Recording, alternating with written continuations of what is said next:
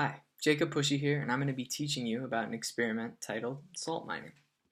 The objective of this lesson was to rub my hair against a balloon and witness the separation of salt and pepper on a plate. So what happened when I did this? After rubbing the balloon on my head, what we know as static electricity was created. That is to say that an imbalance of positive and negative charges was created on the balloon's surface from it being rubbed against my hair.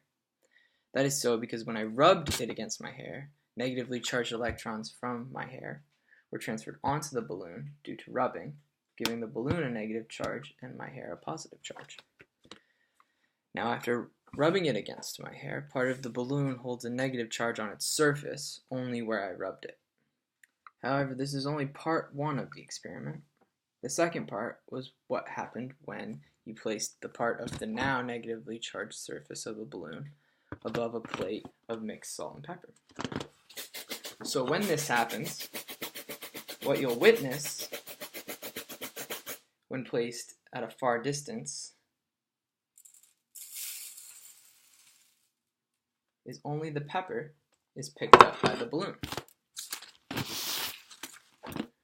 Now both salt and pepper are neutrally charged, but if that's the case, then why does this happen? Why doesn't salt get picked up as well? There are two reasons for this.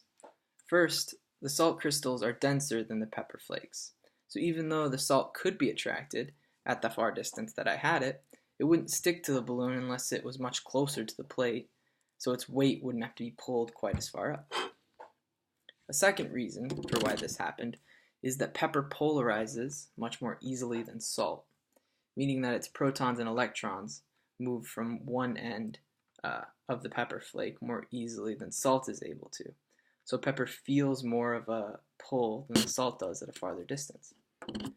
This is the case because pepper has a low density and it gives it more surface area for which the protons and electrons can be separated.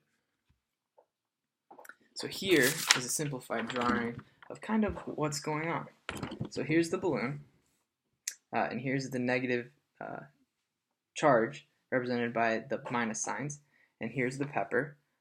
It has equal positive and negative charge, just as the salt does, but because of its low density, it's able to be polarized much more easily, and at this far distance be pulled up onto the balloon. Now the salt is still on the plate, and as you can see, it's much more dense and not as polarized, so the plus and the negative are kind of sitting on top of each other, so that it's not able to be pulled at this very far distance.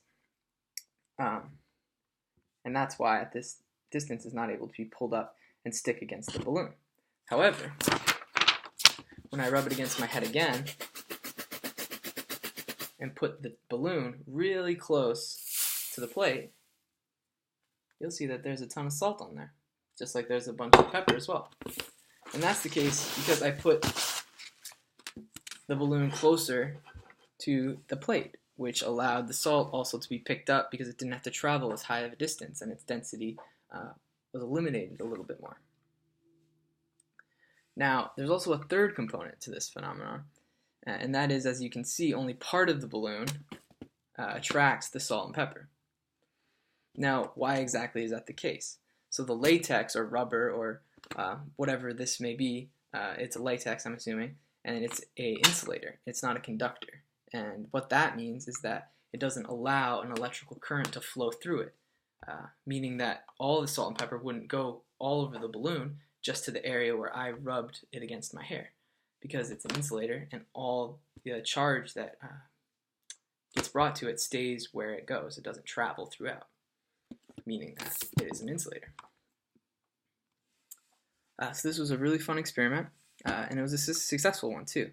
I was able to see the salt and the pepper at different distances be able to be attracted to the balloon, and it taught me a lot about the contents of elements, the protons, the neutrons, negative charge, positive charge, and also the density and how that plays a part in lifting from a distance and static electricity. So I hope you guys learned as much as I did, and thank you.